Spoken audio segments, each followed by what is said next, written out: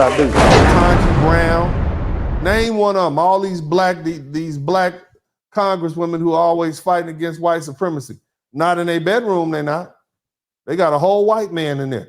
Even Kamala Harris, she got her whole white man and some white kids.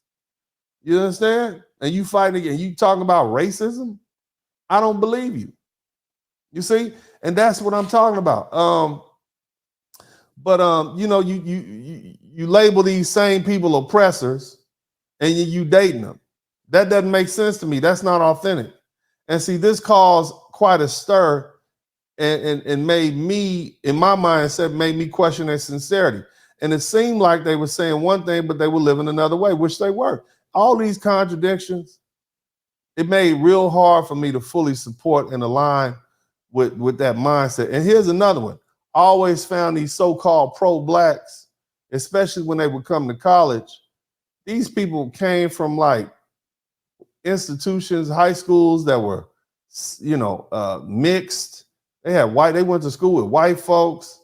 You know, they were the prom king. And then by the time they get to college, they either turn to gangsters or they turn pro-black.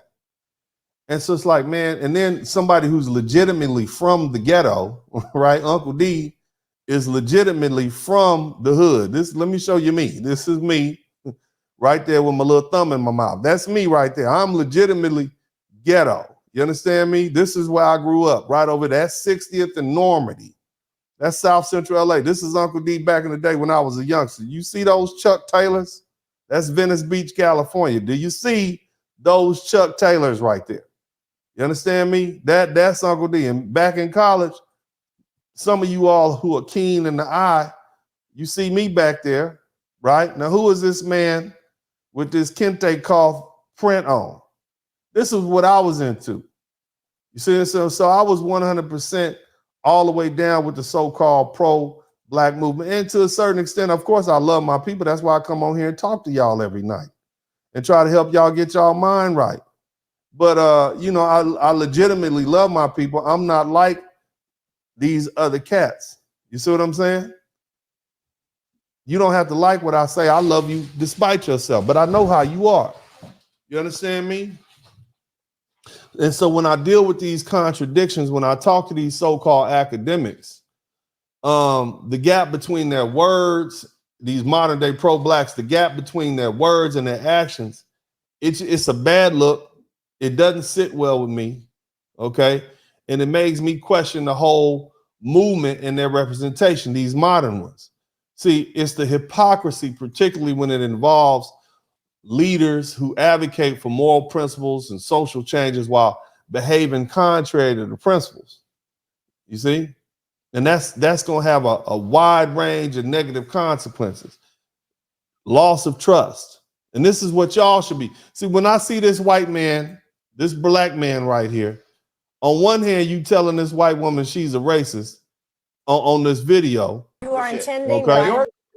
You telling this white woman she's a racist on the video, and then you turn around and you trying to get all booed up with her. You understand me? That's gonna make me lose trust. That makes my people lose trust in you.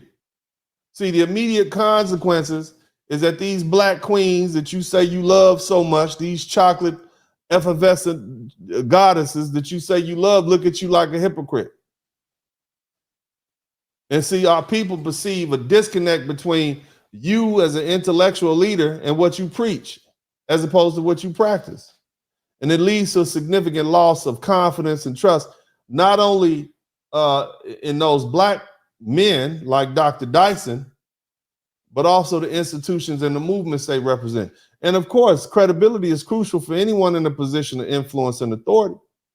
And hypocrisy can severely damage a person's credibility and make it challenging for them to effectively advocate for causes to be taken seriously by an audience. You're a black man. Shout out to my man TIQS. Praise to the Most High, Uncle D. I will continue to support and vote my interest. Yeah, man, that's what I want you to do.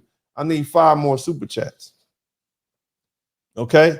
You're going to have reduced influence. And mind you, when they see Dr. Dyson, they see a black man. Okay? So this is a black man. Everybody sees it. White folks see it. Black women see it and they just say, man, them N-words are full of shit. That's what they saying. They say them N-words are full of shit. All we got to do is throw a white woman at her. Look at that. You compromised. This man looks compromised right here. You went from, but you trying to get emojis from her. You trying to get these little you over here trying to get her to respond to your little heart emojis. Okay? The other thing is you cause division. See, that hypocrisy leads to internal conflicts and division. It's people right now who want to believe you. It's dudes on the internet, man, I love Dr. Dyson. I don't believe that white woman. Well, what you mean? Why you don't believe? You don't have to believe her. Look at the text messages.